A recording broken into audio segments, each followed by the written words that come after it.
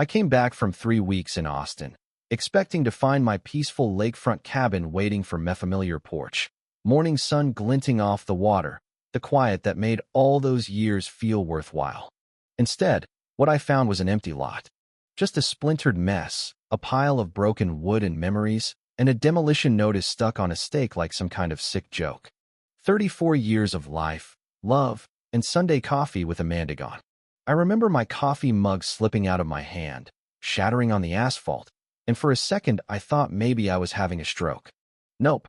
This was real me whole life, bulldozed while I was out helping some tech execs solve their crisis for a paycheck. That's when she showed up.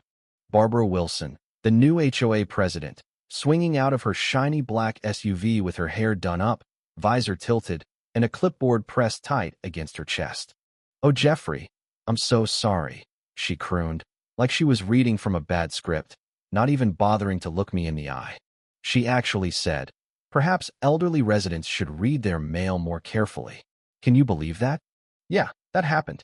See, Barbara made a big mistake. She thought I was just some helpless retiree who'd missed a couple of phony HOA bills and could be scared into giving up. But what she didn't know, 25 years as a federal investigator doesn't just vanish when you get your pension. That's when I started documenting everything, acting like I was stunned while snapping photos, making mental notes, listening to every word she said and every phony expression on her face. Betty Thompson, my neighbor for over a decade, ran over with tears in her eyes, telling me she saw the whole thing. The county crew came with badges and uniforms, Jeff. Said the place was abandoned. Hauled off your furniture, Amanda's china, even your fishing gear. She thought it was official. They had forged documents with county letterheads, demolition permits, everything looking right except it wasn't. Someone orchestrated this to look legal, but underneath, it was straight-up theft. That's when Frank Morrison showed up, Vietnam vet, 3 doors down, always with a story and a straight back. She's been circling, measuring yards, taking notes. Something stinks, Jeffrey. You know what I mean? Frank's gut is never wrong. And Betty, sweet as she is, just kept apologizing, wringing her hands, asking if she should have called me sooner. I told her, "Betty, you did everything right. This wasn't your fault." Now, I could have blown my cover right then, told Barbara who I was, started making threats. But I knew better. Predators like her don't just disappear when you confront them. They pack up and move on to another community. No, I wanted her whole operation shut down for good. That meant I had to play dumb, let her think she'd won, while I got the feds involved quietly. That night, I called my daughter Dana, who, thank God, followed in my footsteps at the bureau. Told her I needed quiet federal backup on an elder abuse case. She said, "Dad, this isn't just local, crosses state lines, that's federal. I'm on it." Proud doesn't even begin to cover it. Next morning, Dana was at my door, dressed down, blending in, running background checks before sunrise. Barbara Wilson husband's bankruptcy 3 years ago, elected HOA president 8 months back. Classic profile for this kind of scam. So, I put on the mask of the confused, helpless victim. It was the hardest thing I'd ever done. 30 years of being the one in charge, and now I had to act lost, asking Betty for help, letting Frank step up, pretending I didn't understand the legal process. All the while, Dana and I were quietly building a case, coaching Betty and Frank to ask questions, stall, delay every move Barbara made. Here's where the twist came in. Dana found similar scams in a dozen other states. Not just here. This was a network, targeting lakefront communities, always going after the elderly, using forged documents and intimidation to grab property cheap. The crew that tore down my cabin? They weren't amateurs. They had real environmental procedures, county stickers, the whole bit. Organized crime, not just one greedy HOA president. Things escalated when Barbara started targeting Betty and Frank directly. Late-night cars, inspections, threats, demanding to search for hidden assets to cover made-up fees. Frank called me one night, his voice dead calm, but I could hear the strain. "Jeff, Betty's scared. Car's outside. They're trying to get in." I knew this was it. I had to step in, drop the act just a bit. "Ma'am, what exactly are you doing on this property?" I said, enough authority in my voice to make the construction crew pause.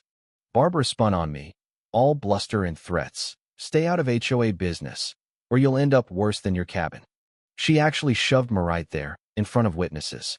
My FBI reflexes kicked in, and I made sure everything was documented for evidence, holding back just enough not to break cover completely. That's when things got truly creepy. Barbara and her crew knew way too much about Betty's teaching career, Frank's military records, even my own FBI history and my kids' jobs. That's not stuff you get from a quick Google search. That's deep access, federal database level, which meant someone inside was feeding her info. Now, I've seen some dirty operations in my time, but when a HOA president starts quoting from your military files, you know you're dealing with more than just property fraud. With Dana and now my son Rihanna, forensic accountant, just as sharp joining the fight, we kicked into high gear. Every permit Barbara's crew tried to pull got randomly delayed. Her accounts? Frozen, pending audit. Her contractors? Suddenly dealing with IRS calls. Every angle she tried. We had a block ready, Dana orchestrating from behind the scenes, Ryan tracing the money. Turns out, Barbara was just the front for a bigger operation, pulling in cash, laundering it through fake contractors, using the HOA as a shell for multi-state property theft. Betty and Frank rallied the neighborhood, set up phone trees, documented every threat, every visit. Even the folks who'd been too scared to speak up started telling their stories. We built a mountain of evidence: doorbell cams, bank records, recordings of Barbara threatening to clean up the neighborhood. And still, Barbara doubled down, convinced she was untouchable. But the real gut punch came when Dana traced the whole thing back to a name from my past, Maria Montenegro. Her father ran scams like this decades ago, and I'd been the agent who put him away. Turns out, Maria had spent a lifetime waiting for payback, building a network that targeted families like mine, worming her way into federal systems, funding Barbara's rise. Barbara was just the bait: her arrogance, her fake authority, all a cover for something deeper, more dangerous.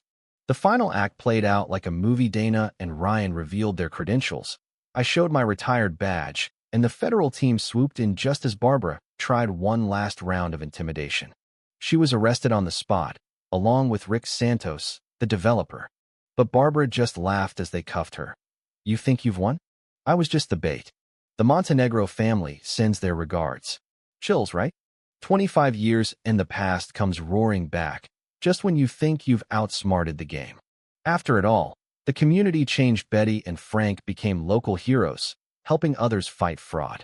Dana and Ryan earned new stripes in their careers, and my cabin, rebuilt, became a symbol of resilience. But I'll tell you, even now, every time I sip coffee on my porch at sunrise, I wonder when the next trap will spring. That's the thing about revenge: some folks never let it go. So, have you ever had someone know way too much about you, or held a grudge longer than you thought possible?